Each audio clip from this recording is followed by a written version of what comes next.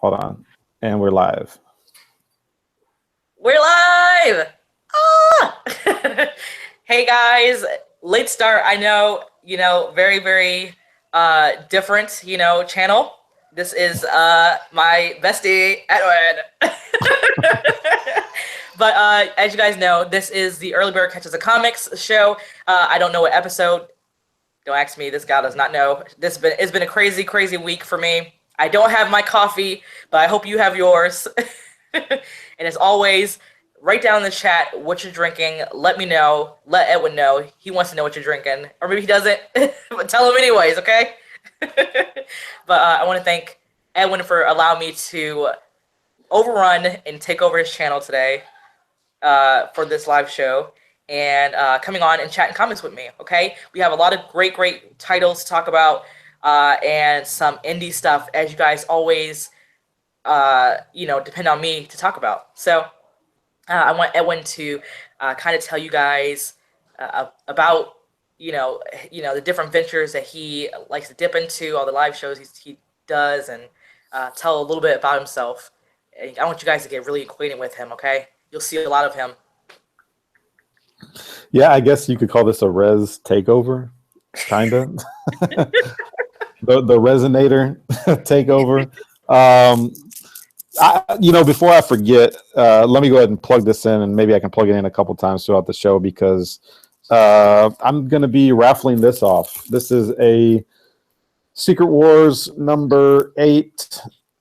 CBCS 9.6, and it's signed by Mike Zeck, and I had Mike Zeck do a little Venom sketch right there. It's a pretty desirable copy. I'm going to have 30 spots at $10 a spot, and I'm going to be doing that on my Instagram. I have not posted it yet today, but I will post it today. So you're going to want to follow me on my Instagram, strictly_comics with an X, strictly_comics with an X. That's my Instagram, and I will post this today, raffling it off at $10 a spot for 30 spots. So that's kind of what I got going on right now. And so now that you've allowed me to have a little plug, we can talk comics or whatever it is you want to talk about. Yeah. Okay. I guess we can go right into the things that I know that you're reading. And I know that are still somewhat I guess they're mainstream indie, and we can kind of delve into such as, was it Reborn? You want to start with Reborn?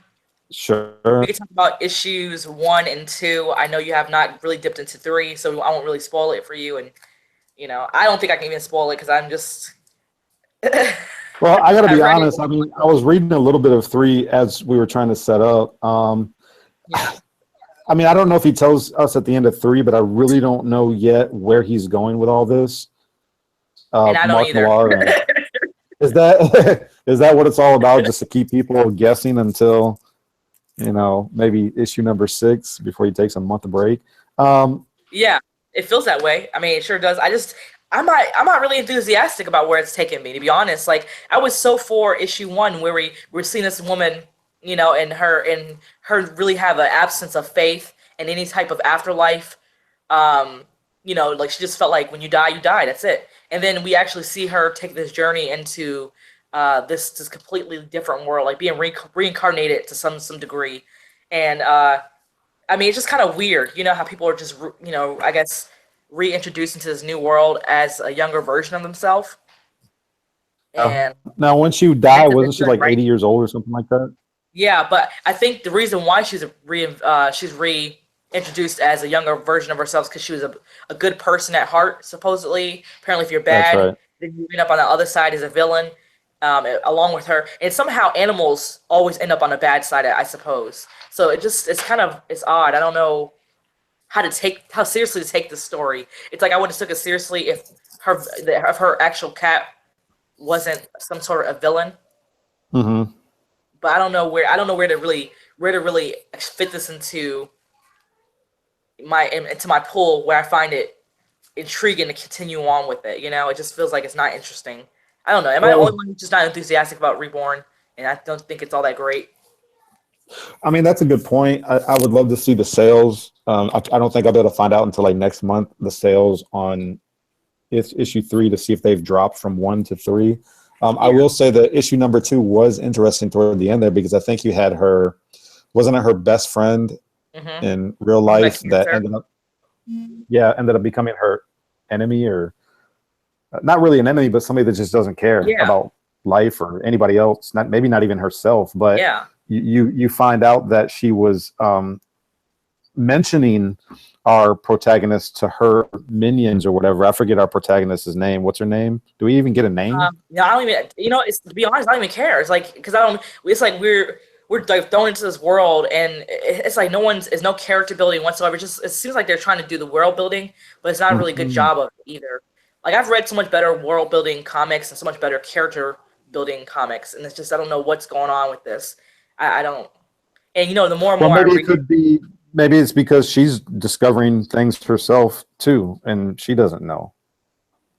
Yeah, it could be that. It's. I guess it was one point in the book where they were discussing her ex best friend, and how her best friend was really, really into church, going to church. She's a Christian, and she was really, that's right, just a firm believer. And so now she's in this afterworld of some sort, or this netherworld, and she's gone crazy. And I'm like, well, why would they have taken that direction? Like, I understand that now she's realizing that the religion she believed for so long is no longer really applicable in this world. But I feel like they're kind of taking it in a direction where they were saying, well, atheism is more so the better route to go, because I don't know. It just seemed like that. It seemed like they're poking fun in some kind of way at other beliefs. People who do have a belief system. Maybe I'm wrong. Yeah, and you're reminding me of a lot of things now because I actually forget all about that stuff. And I mean, of course, Christianity is always under attack by secular media. But I mean, it's it was a. She was just so disappointed that everything that she believed in all her life just wasn't the truth. But we still don't know what this whole alternate life consists of. Is it really death, or is it something else? And I think it's just one of those things where I guess you have to read it to continue to read it to really find out what's going on. Comics and Stuff, Jose asked about the interior art. Well, I'll just say this, Jose, when it comes to interior art, how Greg Capullo is. Greg Capullo's res so they can see. This is the art right here. It's Greg Capullo, but it's not as dark as Batman. It's definitely very, very light. It's not the same Greg Capullo you usually see in any of his Batman series. So it's kind of weird when you look at it, because it's Greg Capullo art, but then the coloring scheme draws you out of the whole entire I guess comic book, and you're like, whoa, this is Greg Capullo? Like it's really bright. It's very vivid and colorful and fantasy like. I like that, but it's just different. Same Greg Capullo, but just different color scheme, pretty much. Yeah, it is fantasy like. Kind of reminds me a little bit of what's that video game, Final Fantasy, although I don't really play it too much, but I don't know, it's just kind of weird. Like, I'm looking at one panel where you have like fish in the air. Yeah, I was looking at that too.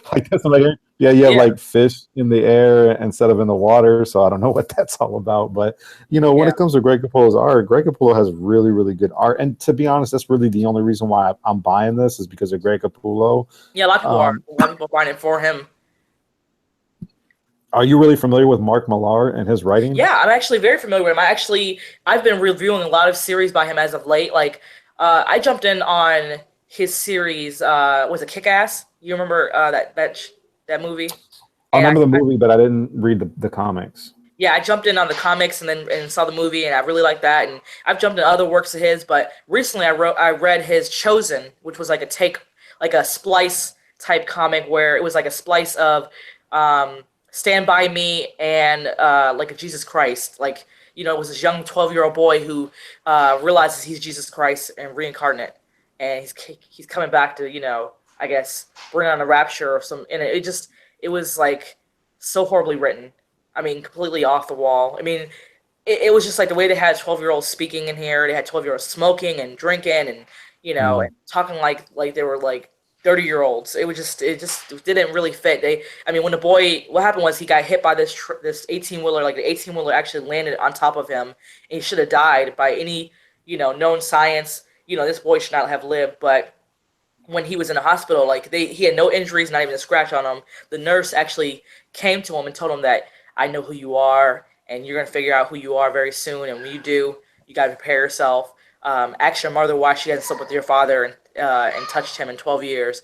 Ask him, just kind of just setting up the premise, kind of like giving you exposition that he's some kind of Christ incarnate. And I was like, okay, first of all, what adult do you know is going to talk to a 12-year-old that way and tell him to ask his mother and father why are they not sleeping together in the same bed, or why they're not making love? Like, it's just not believable. So I think the reason why I didn't like that comic so much, that miniseries, is because it was so awful. And then at the very end, they have a scene where I don't know if it was him when he got older, because they took him away from his mother. It was a scene at the end where he actually we had Satan talking, and they were saying that Satan was actually Jesus Christ's father. And I was, yeah, and I was like, man, this is too much for me. I can't deal with it, because it was like they were saying stuff like I guess they had the guy Satan, or either the Christ incarnate guy.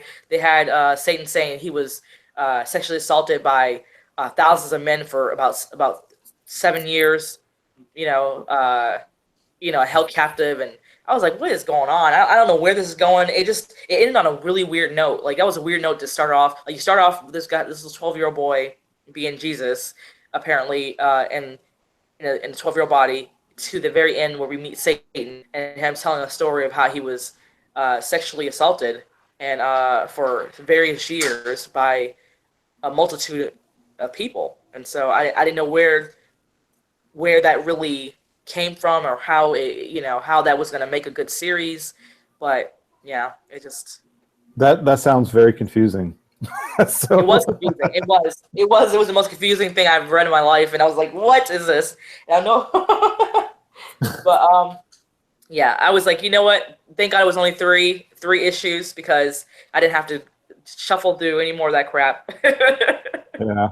Jose makes out a point. He says that FCO is the colorist. I think the full name is FCO Placencia is the colorist. He says that that colorist that is doing Reborn also follows. He follows Greg Capullo and does a lot of Greg Capullo's coloring, anyways. Yeah.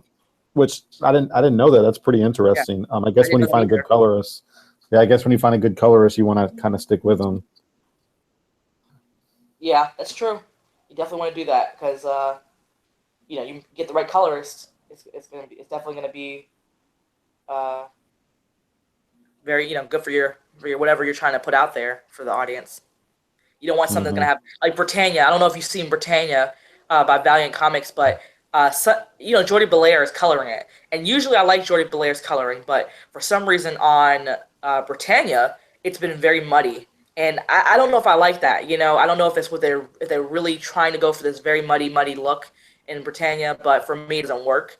And I feel like where the direction that Valiant is trying to go in, they're doing some really, really good comics. And so it's like they need to step up the coloring game for sure if they want to keep on with where they're going, because it seems like they're trying to become neck and neck with Image to some degree.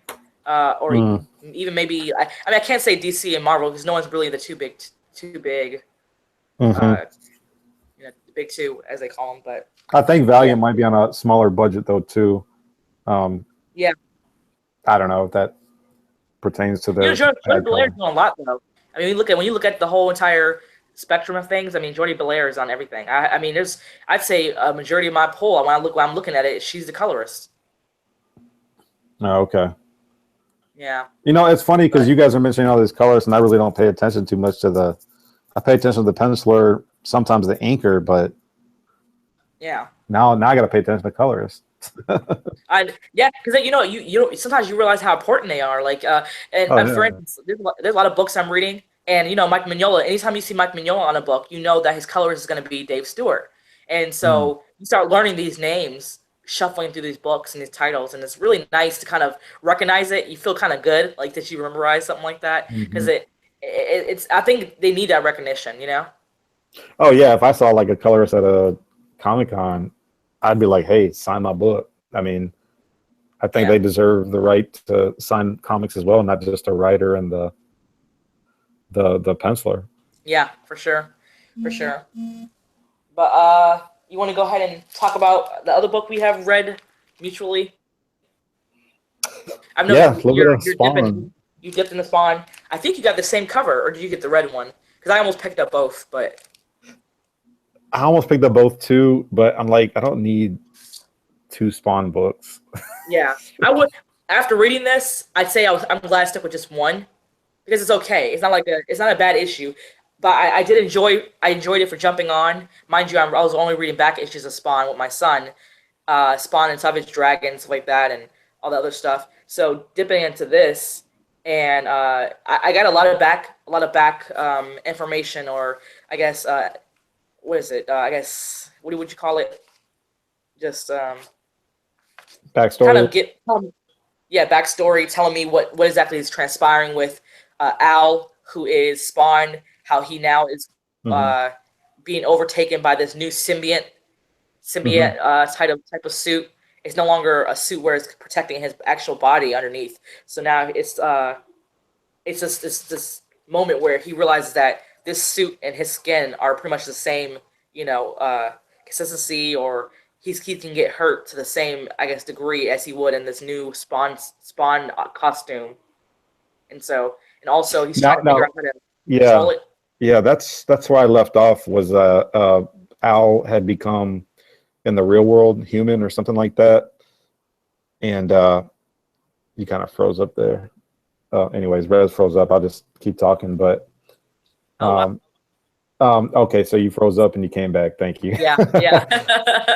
Okay, I'm sorry. You were saying, but yeah, I left off where Spawn was like becoming human, coming to the real world again. Yeah. After he had tried to save his wife, Wanda, right? From hell. Yeah, she was in hell. She was the devil was going to try to keep her there forever, and he ended up finding a way to save her. I forget how, but I mean, you can catch me up with that issue, because it's not going to really spoil too much.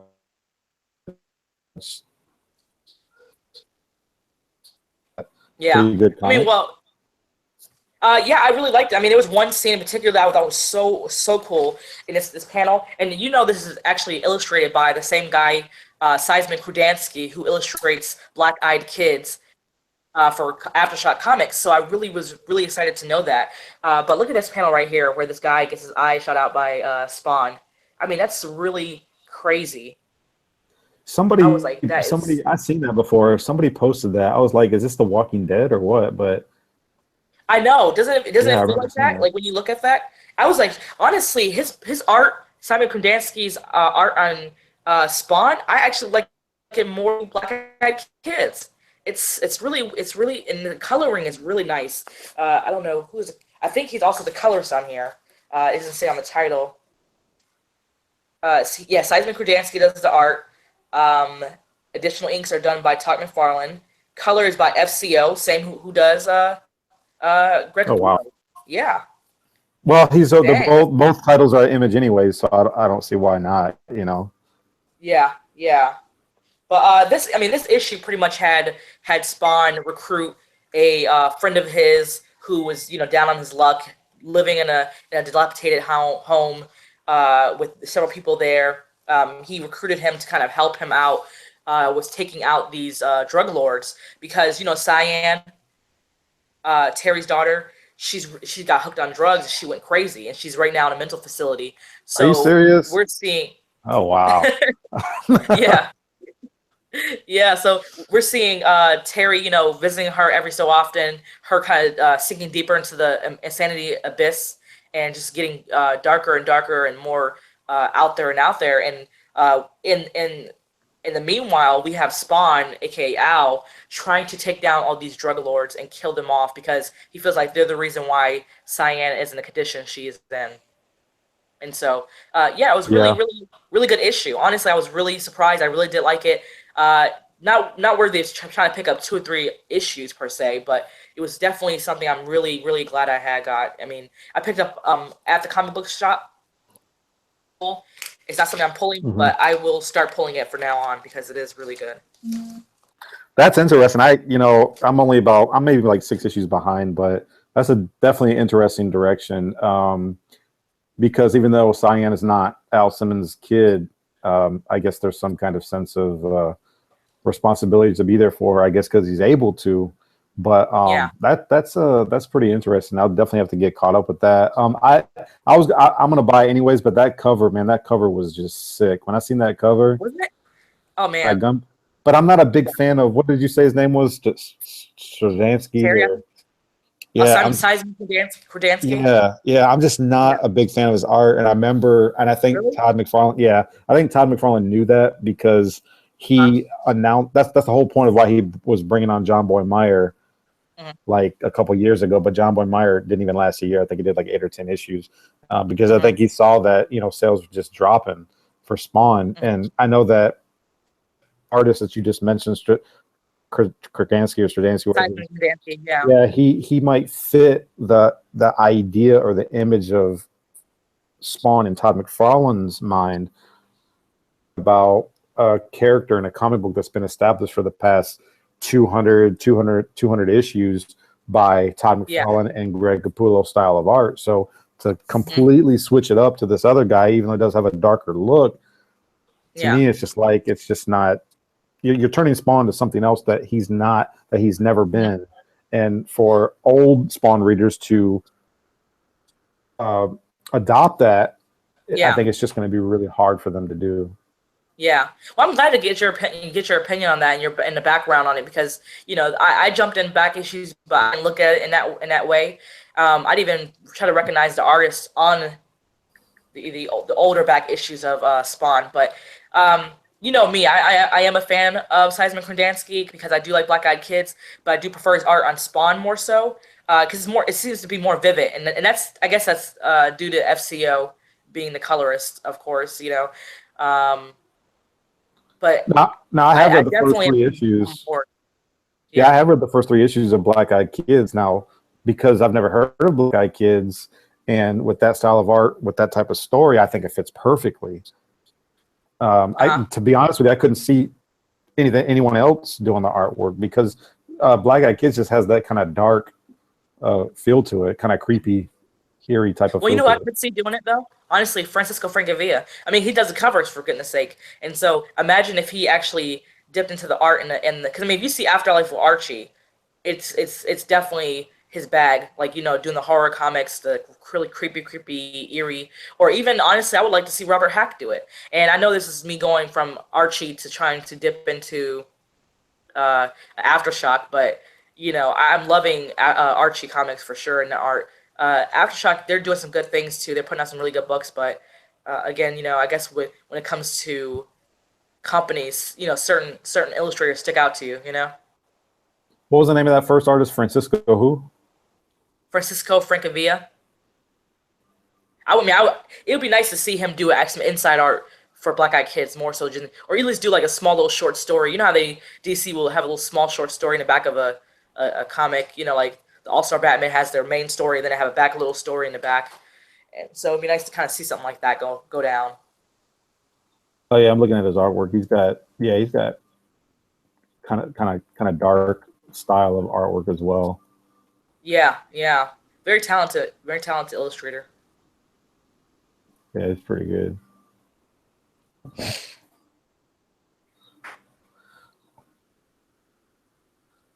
Jose still in the chat? No, Jose left.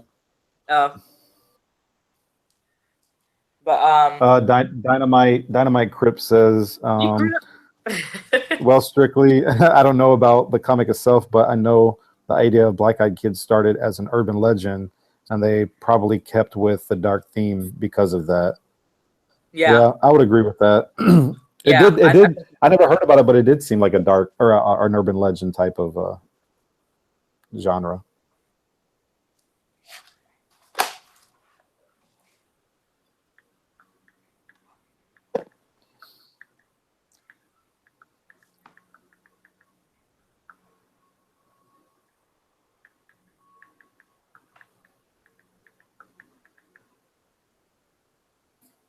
You still there, Rez? Rez. Okay, so until Rez comes back, I'm going to go ahead and plug myself in again. I'm going to be raffling this off right here on my Instagram, strictly_comics on my Instagram. 30 spots, signed by Mike Zeck and little Venom remark by Mike Zeck. So CBCS 9.6. It's a pretty accurate grading. I think it would be a 9.8, but CBCS and CGC have gotten stricter on their grading, which I really don't mind, because if you were ever to get it signed by somebody else, or you need to get it something else done to it, the grade would probably never go down.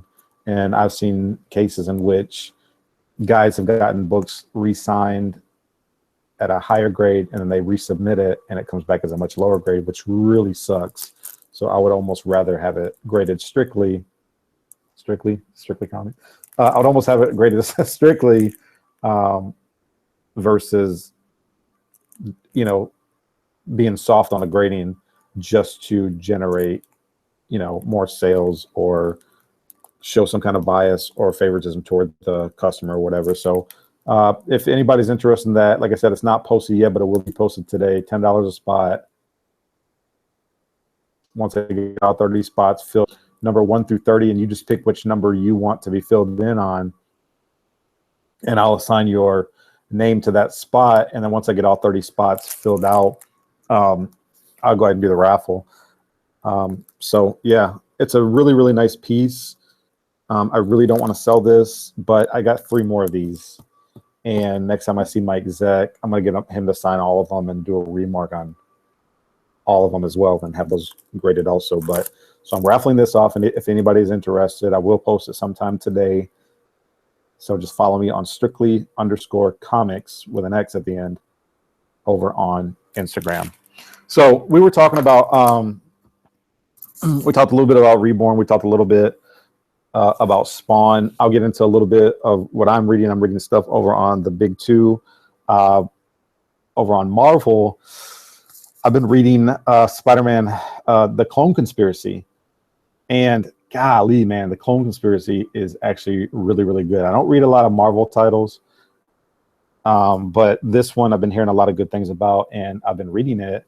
And people are right. It's such a good film. I mean, good film. It's such a good comic book that I'm going to probably continue reading it. Boston Chris, Buckshot, aka Buckshot 33, was predicting. Rez, you back? I hear you. Anyways, Buckshot 33 had predicted that Uncle Ben was going to come back, and I'm like, what? That's not going to happen. Like, what are you talking about? And sure enough, at the end of Clone Conspiracy number 3, you don't see Uncle Ben come back, but he has his remains, or his he has his remains or whatever with him. Hello? With the potential of bringing him back. So, Rez, can you hear me? Let's see, goodbye. I can hear you. Can you hear me? Can you hear me? I can hear you. Let me type something so that she knows. Yes, I can hear you. So I can see you now, I think. I can hear you. Okay, I can hear you. It's strange. I can't hear you, Edwin. I guess you could hear me. Yes. Man. So let me see here. I'll let her know what I was talking about.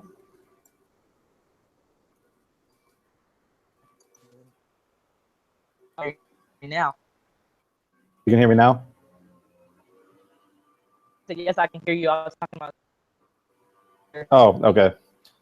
Oh, yeah. Yeah, I was just trying to just kind of fill in the dead air. So I was talking about Spider-Man clone conspiracy. You can still hear me? Yeah, I can hear you. Okay. I was just talking about Spider-Man clone conspiracy. That's really what I'm reading right now in Marvel.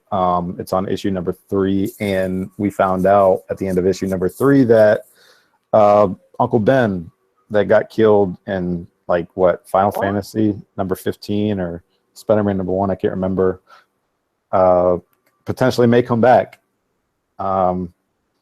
which is I don't know if I like that, but that's what's on the table right now. So we'll find out in the next issue or 2 if Uncle Ben is going to actually come back.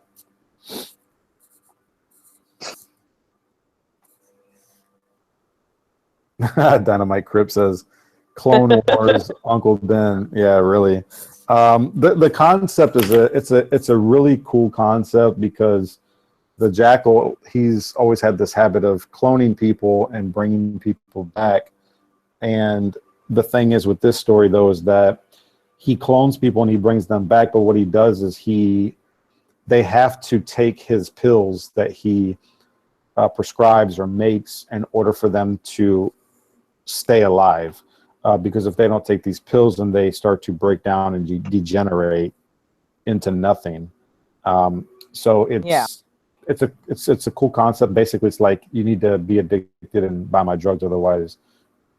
And I think that right now what's going on is that Spider-Man at Parker Industries is trying to find a way to either replicate the drug or find a way to get people to the clones not have to take the drug in order to stay alive. So if they bring back Uncle Ben, then of course he's going to have to take the drug to stay alive. But I don't know if Peter Parker would want Uncle Ben to be alive. I mean, he's gone all these years without him being alive. Why bring him back? I mean, that's just me. I would think that he would have accepted Uncle Ben's death and doesn't really need him. Doesn't really think that he should come back anymore. Pretty interesting. Yeah, I've been tempted to pick up that title. I don't really dip into Spider-Man. I'm like, no, I don't want to be lost, you know. Yeah, I don't read a whole lot of Spider-Man anymore either, but I think it's this might be a limited series. So anything limited, I'm willing to touch, Marvel-wise. I'm not going to get into anything ongoing right now with Marvel because they're always doing a reboot or some crap like that. But I think that Brian Michael Bendis is writing it, and Brian Michael Bendis does a really good writing. So, but yeah, I agree. If you never really touch Spider-Man or whatever, then you're probably safe not to not to go near it. Maybe. Yeah, sure. I like Michael Brian Bendis, but as of late, just you remember me about what title we're talking about, and one of the titles is on. He writes with Jessica Jones, and for me, his writing started out strong in issue 1, has descended as each issue progressed, and so about him, like I've been really pining after that Alias omnibus for so long. I know people collect the Alias series and singles, whether it be CBS or CBC, PGX copy, the hardcover. But anyhow, if it's Jessica Jones, anything like Alias, I'm trying. Rez, you're sounding really choppy. You're sounding real choppy. Do you wanna try going just audio? Yeah. For a minute? Yeah. Okay. Yeah.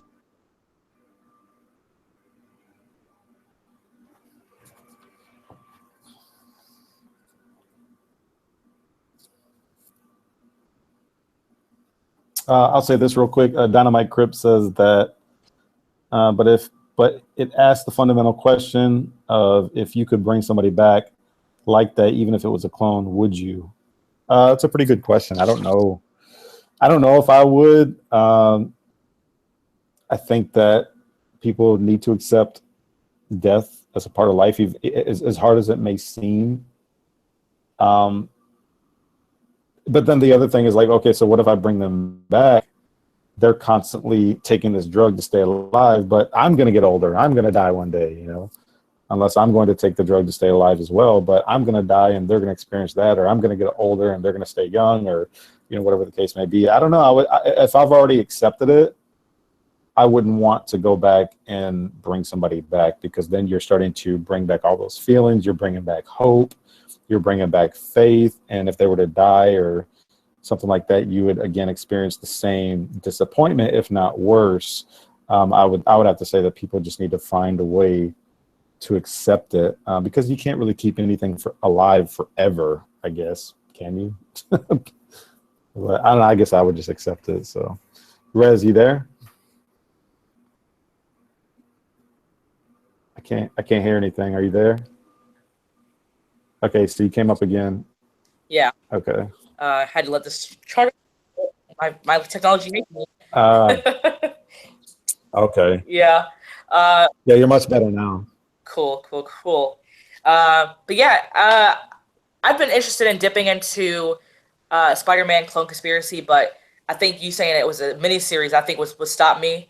And then I didn't know how it was gonna fare for me as a title, and I'm still kind of confused as to the whole Miles Morales Spider-Man and the Peter Parker, because I've always known Spider-Man to be Peter Parker. So knowing that there's two different Spider-Mans, two different universes per se, has been kind of, you know. Well, the Miles Morales universe is now a part of the regular 616 Marvel universe, but I totally hear what you're saying. I mean, there's too many Spider-Mans really to follow, even for me, who is probably one of the biggest Spider-Man fans out there. Yeah. But I think that if you haven't really dipped into Spider-Man, just pick you a couple of miniseries or a couple of story arcs that are, you know, small, and then just go from there. I mean, obviously, if you watch the movies, you know the whole idea of Spider-Man, his origin story, and all that stuff. And then anything outside of that is just is just a little bit extra. So you don't really need to know everything about Spider-Man to get into a series, but it's just all on what you want. Like I remember, what was it, One More Day, which was with Mephisto, and that was kind of a crazy story, because I'm not going to get right into it, but it just it was very thought-provoking, and it made you really think about the things that you would do, again, to bring somebody back to life or to keep somebody alive. It just seems like that's what Peter Parker's been dealing a lot with lately. But it's a very thought-provoking story, and kind of dark as well. So, but let's get into, if you want, let's get into more indie talk or whatever else you want to discuss. Yeah, I wanted to really highlight some comics that I've been really enjoying from a company that a lot of you guys know for two different series in particular, and that is Titan Comics, that produces Doctor Who comics, as well as produces the Assassin's Creed series comic title. And so I know a lot of people are used to usually dipping into Titan for those series, but they have actually been opening up a lot of new indie titles that have been very good for me. Some of them are definitely, you could tell they're going to be ongoing, and they're going to kind of break out as far as they're going to be 4 to 6 single issues per volume kind of thing, like miniseries, but they're initially an ongoing. And I just find a lot of the stuff that I've been reading just very, very good. One in particular that really blew my socks off for me, because it had so much intrigue with the title and the backstory, was a series called Masked Anomalies. And it is written by, I want to say, Layman Craty. I'm sorry, Layman Craty. And I've seen this name on some of my European comic books. And so that right there drew me in even more, knowing that I've come across this writer before. And then the illustrations itself, and then the various multitude of covers that they offer, was something that really drew me to pick it up. So, you guys, if you're not following Titan, I really highly suggest you do. I mean, I really implore you to try it out because they have so much really good stuff coming out. Another title actually this week that I am speculating right now that I know will probably sell out very, very quickly because everyone's really into the whole White Shark stuff, White Shark comics. Go ahead and pull Hookjaw, okay? Issue number 1 is coming out this week. Get it. I have my copies coming. You should go out and get your copies because you're going to be really sad when those go ahead and sell out and they won't be available to you. A lot of you guys may encountered a comic called White by Devil's Due that is sold out. You know, if you didn't get your copy, you're out of luck. So, you know, again, check out Titan because they're just having a really great lineup. But to kind of tell you more about... Yeah, I was going to say, I'm not familiar with Titan. How long have they been around for? They've been around for years. I mean, as long as Doctor Who comics has been out there, they've been producing. I thought Doctor Who was written by... Wasn't like Boom Studios doing Doctor Who at one point, or Dynamite? Boom did a few of them, but I think for the length that I've seen it being produced out, it's been through Titan. Huh. Maybe I just should have paid more attention. I didn't even know that. No, because I was getting Doctor Who from my wife, and she was reading it, but I just didn't recall who published it. This damn thing keeps shutting off. This is not cool. Your audio's good, though. My audio's good? It keeps shutting off. I'm going to just turn my audio on my computer and then just... Okay. So I guess I'll just keep rambling. I've never heard of Titan Comics, but it doesn't surprise me because there's a lot of good independent companies out there. I've always said that indie titles is really the thing to be buying right now and to be reading because there's so many good stories. Because I've been leaning more towards the indie because of all the rehashing and the rebooting that Marvel is doing. DC has done a reboot also, although they called it Reborn. And they've had some good storylines that they've produced over the past year or so as well. So indie titles definitely are going to have probably your best stories. So Rez, I was just carrying on about Titans, even though I've never heard of them. I've always said that indie titles are probably producing some of the best stories right now lately. You still there? I got 2 Rezes, but I'm not hearing anything, so I'll just keep talking. So anyways, what else is going on? You there?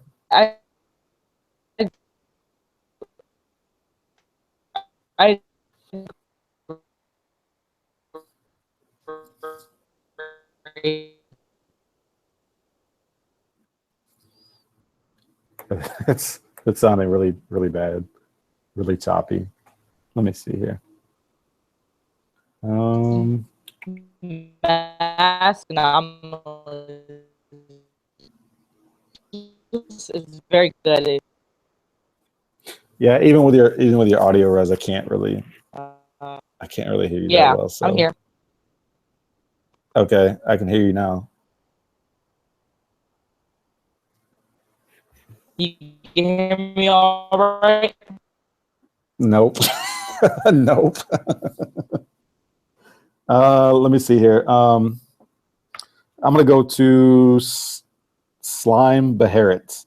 Slime Beharit says, why do reboots bother you? I mean, Marvel has rebooted a number of times for the last few years, but it feels like one continuity. That's a good...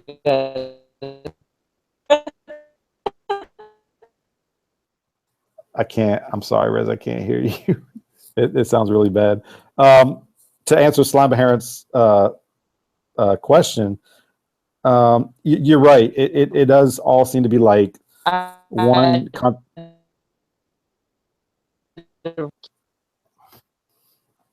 Let me try to get Rez.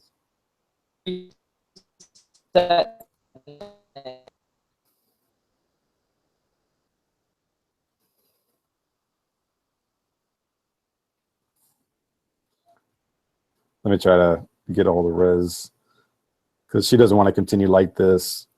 The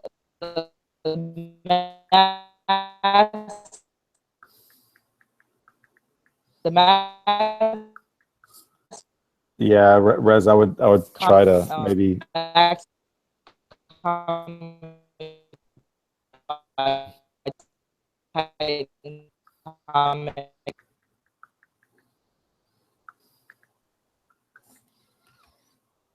Let me see if I can do something else.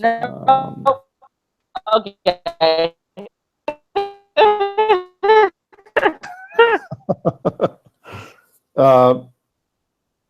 I'll just keep talking until Rez can get her technical difficulties figured out. But anyways, to answer the question, it does feel like one long continuity, but I just hate the fact that you're constantly Rez, you there?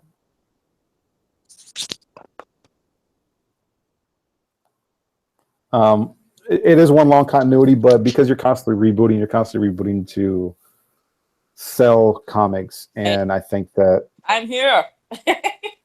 yeah, you were sounding bad, like real bad. Like this thing is. You sound like an accordion. Did I? It's a damn computer. I don't know how long I think it's gonna probably cut off again, but I'll just go ahead and wrap it up and say, okay, guys, check out Titan Comics. It's really good. Masks, Anomalies. It's a really good comic. Rivers of London. It's a nice procedural infused with magic. And The Mummy by Peter Milligan. Anything with Peter Milligan on it, and produced by the old Hammer movies like Dracula and The Mummy. I think it's definitely worth your attention for sure. But I know you're saying you haven't heard of them doing these comics, Edwin, but definitely something at least to jump on to number one. Yeah, and the whole shark idea kind of got my interest, and I would definitely love to see what that's all about. Yeah, the one with the shark is about not only sharks attacking people, but with they have like African pirates overtaking, I think, a ship or something and killing people off, or I don't know. It has anything with pirates and sharks mixed together is definitely going to be a good book for me. Absolutely.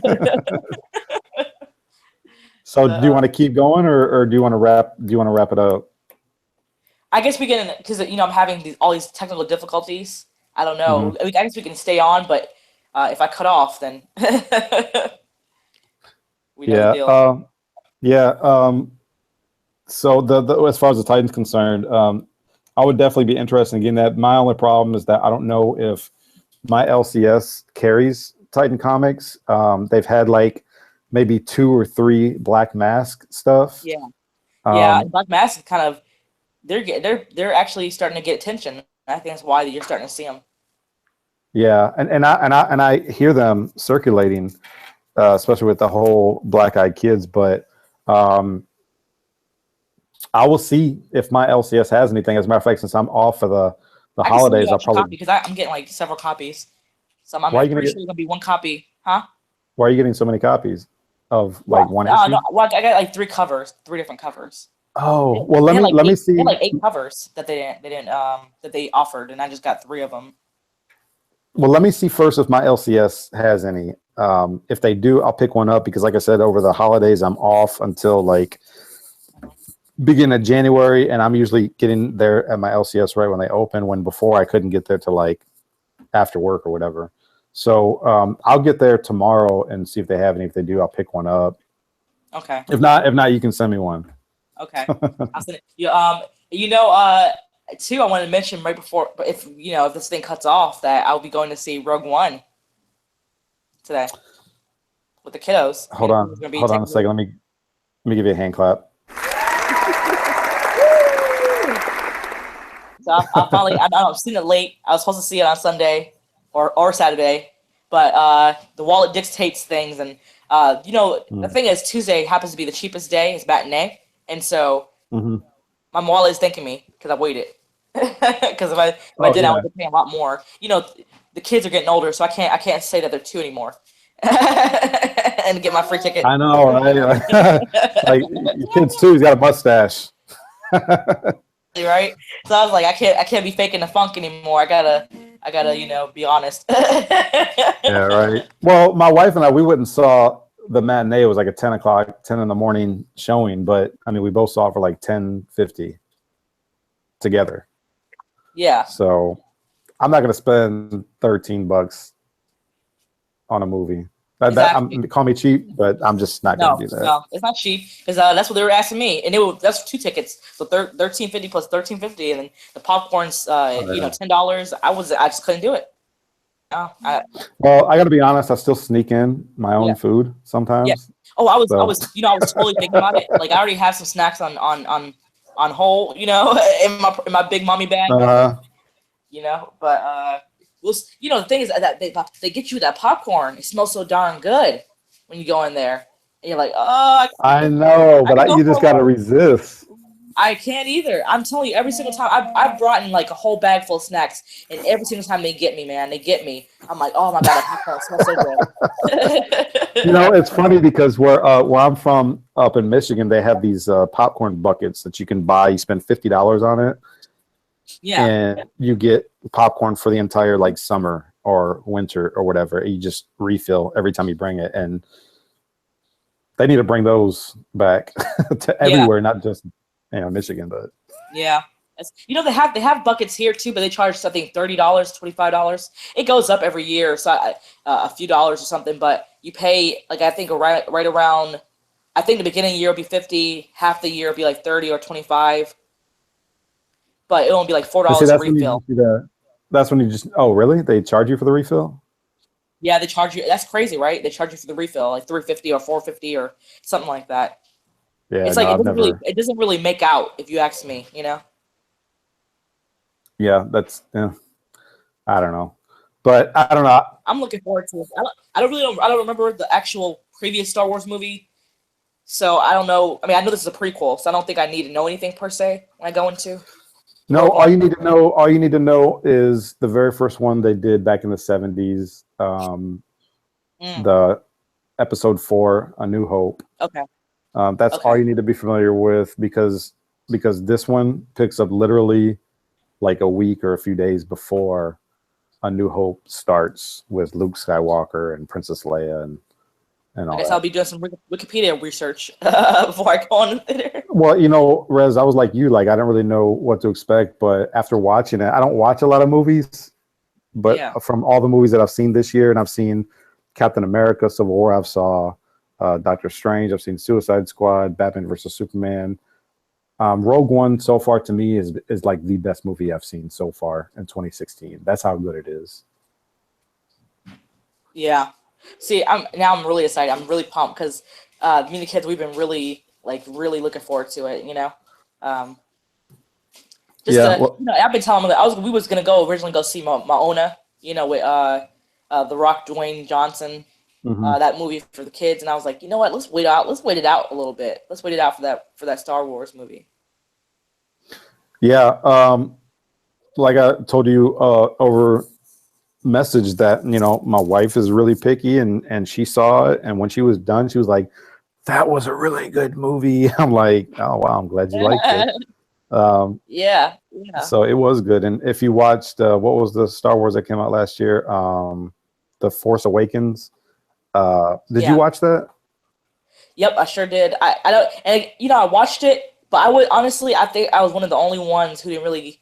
I felt like it was okay. It didn't blow my socks off at all, but I liked it. I didn't like, a particular character's, demise, but a beloved character's demise. But I did really, really like Star Wars Awakens, The Force Awakens, I guess. Well, if you know what's going on in Rogue One, I think that might help you appreciate the movie that much more, because what they're trying to do, I don't know if you remember, in A New Hope, the very first one from the 70s, which is part 4. In the very beginning, Darth Vader comes aboard the Rebel ship, and that's where you first see R2-D2 and C-3PO, and they're trying to get out of there, and they take that little pod which deploys them onto the desert planet Tatooine or whatever. So anyways, Darth Vader's trying to get the plans to the Death Star that were taken by the rebels, and Rogue One is how they get the plans. That's what that's all about. You get introduction to these new characters, and you find out how they get the plans to the Death Star, because you remember in part 4 where they actually blow up the Death Star. Yeah.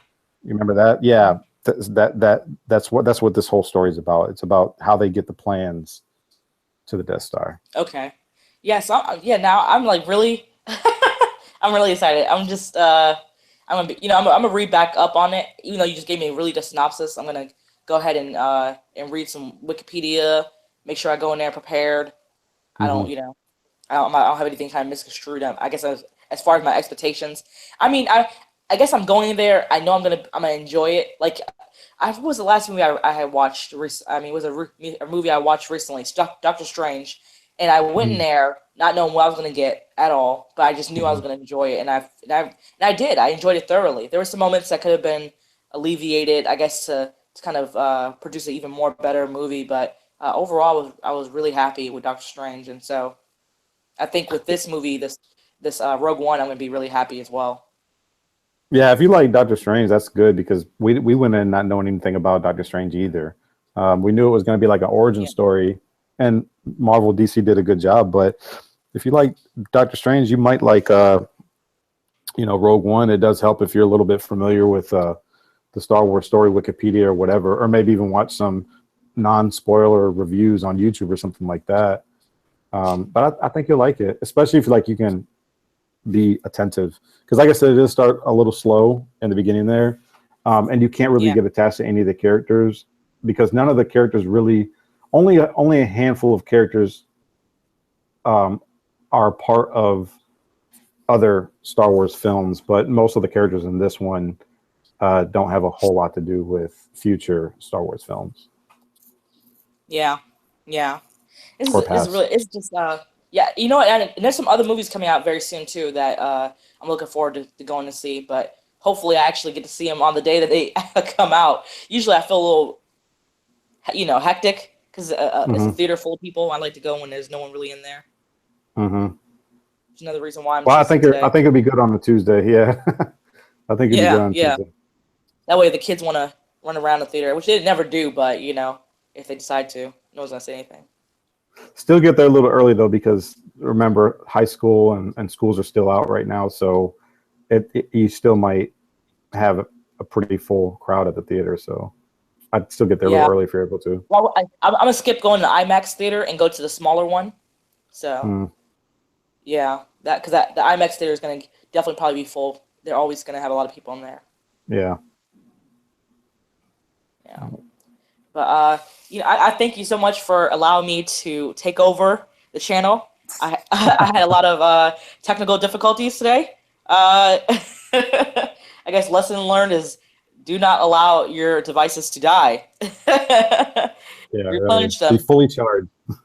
Yes, be fully charged. So I had, like I said, a crazy week, and hopefully everything gets back on track. I should be doing some more scheduled live videos, something that I plan on doing in the future. For those who have tuned in today live, I really thank you. I know Dynamite Crip was one. We also had Slime. I don't remember the second part of your name, but I thank you for being in here, as well as Jose, Comics and Stuff. And then we had who else do we have in here? We had, let me see here. Ray, R-E-Y. Ray, that was me. Ray. Ray is Rez, and Rez is Ray. Yeah, so not too many people. I think everybody else will watch it after we upload it, but the CFG channel, Oh yes, Davies. So CFG came on. You guys check him out. Check his channel out. Check his blog out. Very good content. He has a lot of good stuff going on with his website. I'm gonna actually be writing for his blog, so shameless plug all around. Shameless plug is all around, but check out Davies. Okay, he's a really, really nice individual, and he has a lot of great things that he has in store for his site. So again, you guys, if you want to check me out on other sites such as my podcast, I'm on SoundCloud. You can tweet me, Instagram me, all at Rez Reads, okay? And again, I want to thank Edwin so very much for chatting with me about comics. It's been a pleasure. Can't wait to do our show that we have coming up next year, I think, beginning of next year, when we restart the season. So that we do on your channel. So yeah, a lot of good things happening. You'll see me everywhere, as you guys always do. But until next time, I will see you guys very soon. Cheers. All right. See you guys.